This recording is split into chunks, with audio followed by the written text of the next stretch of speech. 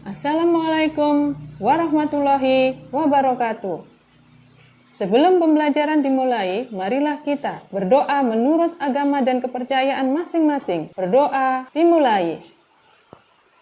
Selesai. Baiklah, Ibu akan memperkenalkan diri. Nama saya Hajah Anik Setiawati SPD, Guru IPS SMP Negeri 4 Tanah Grogot. Bagaimana kabar kalian hari ini? Mudah-mudahan kabar kalian baik-baik saja. Dan seandainya ada teman kalian yang sakit, Ibu doakan supaya sehat kembali. Baiklah anak-anakku, pada hari ini Ibu memberikan materi menggunakan pembelajaran daring. Mengapa? Karena dalam situasi yang sekarang ini kita tidak memungkinkan pembelajaran dilakukan secara tatap muka. Dan kita ketahui bersama bahwa telah terjadi pandemi virus corona. Untuk pencegahan itu, marilah kita mematuhi protokol kesehatan yang ditetapkan oleh pemerintah. Cuci tangan dengan sabun, penggunaan masker, jaga jarak, dan di rumah saja. Baiklah anak-anakku, materi hari ini adalah bentuk-bentuk kerjasama ASEAN di bidang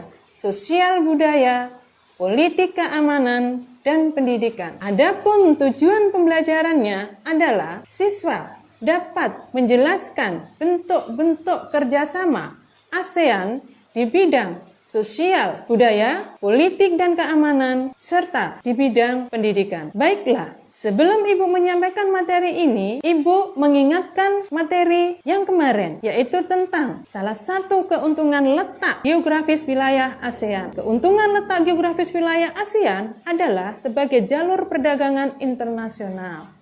Baiklah anak-anakku, apakah kalian sudah mengetahui tentang arti kerjasama ASEAN? Kerjasama memiliki arti saling menguntungkan, saling mengadakan jalinan bersama, dan saling memberikan suatu kesepakatan dan keuntungan bersama sesama negara-negara ASEAN. Kerjasama ini sudah lama dilakukan, baik secara formal maupun secara informal. Adapun bentuk-bentuk kerjasama yang dilakukan adalah satu, bentuk kerjasama di bidang sosial budaya. Tujuannya adalah untuk meningkatkan taraf hidup, meningkatkan kesejahteraan manusia, peningkatan budaya, dan penanganan masalah sosial. Contoh, peningkatan kesehatan, makanan dan obat-obatan, penandatanganan kesepakatan bersama dalam bidang pariwisata, penyelenggaraan pesta olahraga atau SEA Games. 2. Bentuk kerjasama di bidang politik dan keamanan. Tujuannya adalah untuk menjaga kestabilan dan keamanan negara-negara di kawasan Asia Tenggara. Contoh, konferensi ASEAN, pertemuan para menteri, pengiriman duta dan konsul. Untuk menciptakan kondisi stabilitas politik dan keamanan di kawasan Asia Tenggara ditempuh melalui penandatanganan yang berupa dokumen. 1. ZOFRAN. 2. Perjanjian persahabatan antara negara-negara di kawasan Asia Tenggara. Ketiga, perjanjian kawasan bebas senjata nuklir. 3. Bentuk-bentuk kerjasama di bidang pendidikan.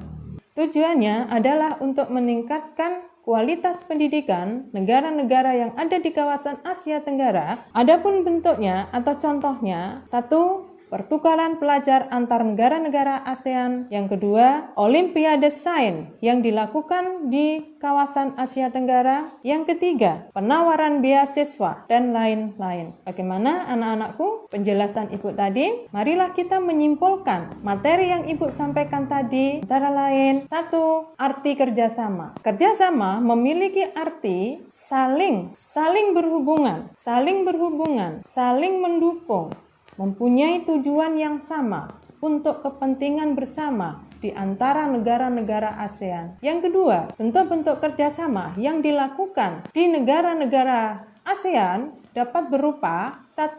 Bentuk kerjasama di bidang sosial budaya, bentuk kerjasama di bidang politik dan keamanan, bentuk kerjasama di bidang pendidikan. Baiklah anak-anakku, bagaimana perasaan kalian selama mengikuti pembelajaran daring? Ibu harap jawaban ini kalian tulis di buku, kemudian berikan alasan kemudian kalian foto, kemudian kirimkan ke WA Bapak Ibu guru kalian yang ada di sekolah masing-masing. Agar lebih memahami, Ibu akan memberikan tugas yang berupa lembar kerja siswa. Saya harap kalian bisa mengerjakan dan mengumpulkan pada Bapak Ibu guru kalian yang ada di sekolah masing-masing.